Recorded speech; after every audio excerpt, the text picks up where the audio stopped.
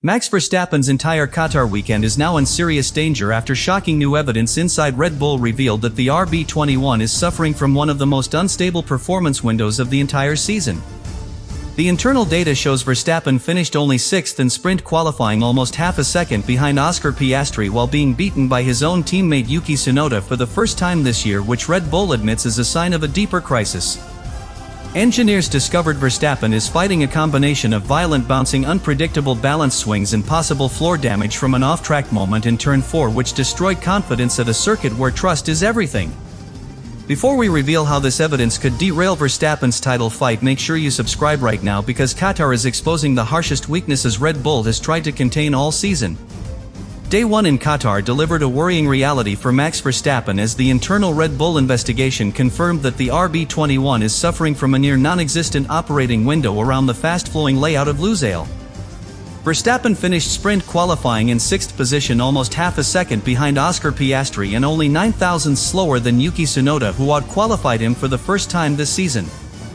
The team described the performance gap as a red alert moment because Verstappen was unable to extract confidence from the car at any stage of the session.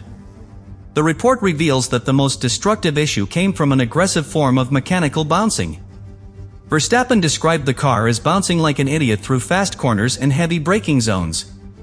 This was not aerodynamic porpoising but a suspension problem preventing the RB21 from absorbing curbs or micro bumps. On a circuit that relies on flat aerodynamic load and predictable chassis behavior, this bouncing made the car almost impossible to position correctly through the long corners. Verstappen lost time in every phase of the lap because the car physically refused to sit still under load. Balance instability added a second major layer to the crisis. Verstappen reported that the RB21 produced strong understeer at corner entry but suddenly snapped into oversteer on exit. This violent change in behavior is the exact opposite of what a driver needs at a high-speed track like Qatar, where consistency builds rhythm. The internal data confirms that Verstappen was constantly correcting mid-corner, which destroyed his confidence and prevented him from carrying the minimum speed required to compete with McLaren and Mercedes. The situation worsened during his attempt in the second qualifying segment. Verstappen ran wide in Turn 4 and touched the gravel, which Ferrari interprets as a moment that likely damaged the floor. Engineers suspect that this incident compromised the aerodynamic platform in the final segment and made the RB21 even more unpredictable. With park firm rules preventing significant changes, Red Bull could not repair the suspected floor issue before the sprint, which means Verstappen is entering the race with a compromised aerodynamic base. Free practice 1 already hinted at disaster. Verstappen finished only 6th and more than half a second off the top time set by Oscar Piastri. Throughout the session he complained of odd steering behavior and minimal front-end response. The team attempted changes to anti-roll bars and ride height, but Christian Horner confirmed that nothing worked. The RB21 simply ignored setup adjustments, which engineers believe is a sign of correlation issues on aggressive high-speed tracks like Lusail. This indicates a deeper structural problem rather than a one-off setup mistake. The championship context makes this day even more critical. Verstappen arrives in Qatar tied with Oscar Piastri at 366 points and 24 behind Lando Norris. With Piastri starting from sprint pole and Norris from 3rd, Verstappen's starting position of 6th is a nightmare scenario. The internal projection shows that if positions remain unchanged through the sprint, Verstappen will fall significantly behind before Sunday. The team privately admits that his objective is not victory but simple damage limitation. The park firm regulations add a final layer of jeopardy. With setup locked for the sprint, Red Bull cannot fix the bouncing or the instability without breaking the rules. If they choose to open the car to implement changes, Verstappen would be forced to start Sunday's race from the pit lane. Internally, the team is already discussing this as a realistic option if the RB21 proves uncontrollable tomorrow. This highlights how serious the situation is and how far the team has fallen from the stable dominance they once enjoyed. The core problem facing Max Verstappen in Qatar is that the RB21 cannot access a stable operating window at a circuit dominated by long high-speed corners. The internal report makes clear that every phase of the lap required a level of aerodynamic consistency the car simply could not produce. Verstappen struggled to keep the chassis settled even on medium load entries because the platform oscillated rather than remaining planted. This instability forced him to reduce minimum speeds and lift in places where he would normally commit without hesitation. As a result, the lap time loss was not isolated to one section but spread evenly across the entire circuit. A second and deeply structural issue comes from the aggressive bouncing identified in both practice and qualifying. Unlike the aerodynamic porpoising seen in earlier seasons, this behavior was mechanical and linked to the inability of the suspension to absorb vertical load. The internal data describes the chassis as failing to settle when Verstappen attacked curbs or small undulations. Every bounce disrupted the airflow feeding the floor and destabilized the rear end on corner entry. This forced Verstappen to constantly correct the car and prevented him from trusting its reactions. At a track where confidence produces lap time, this single weakness became devastating. The balance inconsistency added another layer to the crisis.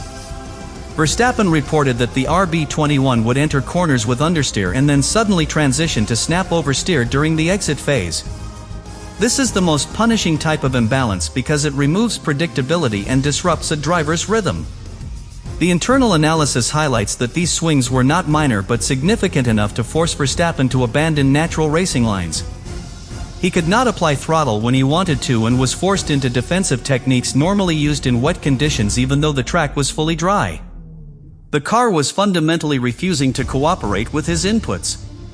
The suspected floor damage created a fourth major problem. During the second qualifying segment, Verstappen ran wide at turn 4 and touched the gravel. While the external cameras did not fully capture the impact angle, the telemetry showed immediate aerodynamic inconsistency. Engineers believe a section of the floor or a critical vortex generating surface may have been compromised. With park-firm conditions preventing repairs, Red Bull was left with an aero platform that no longer behaved symmetrically. For a car already struggling with stability, this potential damage amplified every weakness during the final segment. A fifth problem emerged from Verstappen's inability to generate consistent front grip. The report describes the RB21 as refusing to lean into the front axle during the longest corners, which produced two effects: a larger steering angle to achieve the same rotation and a slower mid-corner speed. Verstappen attempted to compensate by altering his rotation timing, but the car's unpredictable front load prevented the approach from working. This is especially damaging in Qatar, where the lap shape magnifies the consequences of front-limited behavior and slows the entire sequence of transitions. Another fundamental issue arose from the failure of setup adjustments. The report confirms that Red Bull attempted modifications to anti-roll bars, ride height and mechanical balance, yet nothing produced a meaningful improvement. This suggests a deeper correlation problem between the simulation model and the real behavior of the car on high-energy circuits. Verstappen himself commented that the car would not respond to changes, which is a hallmark sign of a setup ceiling.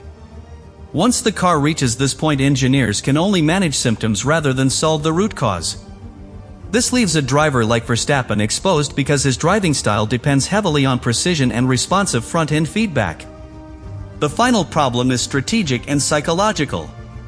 Verstappen enters Qatar tied with Oscar Piastri in the championship and knowing that every lost point could decide the title. Starting sixth on a sprint weekend with a car that cannot guarantee stability creates enormous pressure. The internal assessment acknowledges that Verstappen no longer trusts the RB21 in fast corners, which forces him to drive with caution rather than aggression. When a driver of his caliber must abandon his natural instincts, the performance drop becomes inevitable. The team recognizes this mindset shift as one of the clearest indicators that the weekend is at risk. Red Bull entered Qatar under the weight of intense engineering pressure because the RB21 refused to behave in a predictable manner from the first laps of free practice. The internal briefing explains that the car delivered completely different responses to identical steering inputs, which immediately forced the engineers into a defensive approach rather than a performance-building one. At a circuit where rhythm and commitment create natural lap time, this inconsistency placed Verstappen in an impossible situation. The engineering group recognized early that the platform was unstable and that resolving the behavior within the same day would be extremely difficult. The biggest strain came from the mechanical bouncing described by Verstappen as uncontrollable. This behavior was not aerodynamic but rooted in suspension stiffness and vertical load transfer. When the car hit curbs or small surface irregularities, it failed to settle, which disrupted airflow under the floor and removed rear stability. Engineers attempted to adjust the suspension to soften the response, yet the changes produced minimal improvement. This left Verstappen fighting the car in sections where he normally builds confidence and placed enormous pressure on the team to prevent the bouncing from damaging sensitive aerodynamic components. The suspected floor damage created an additional engineering crisis. After Verstappen ran wide in turn 4 and brushed the gravel, the telemetry showed sudden aerodynamic disturbance in the following corners. Red Bull believes part of the floor or a key generating surface may have been compromised, which would explain the worsening instability through the final segment. Because park firm rules prevented them from replacing structural components, the engineering team found itself trapped with an aero platform that could not be corrected before the sprint. This forced them to shift focus from performance optimization to containment and risk management. The steering irregularities added a further burden. Throughout free practice, Verstappen reported inconsistent steering weight when entering high-speed corners, which is an indicator of disrupted aerodynamic load across the front wing and suspension. Engineers attempted adjustments to anti-roll bars and mechanical balance, but the RB21 ignored these changes. When a car fails to respond to setup alterations, it signals that the underlying issue is structural rather than related to track configuration. This left Verstappen without the precise front feedback he relies on and forced the engineering group to accept that the steering behavior would remain unstable throughout the day. Tire management created another layer of engineering stress. Qatar places extreme energy through the front and rear tires and requires a chassis that distributes load in a balanced way.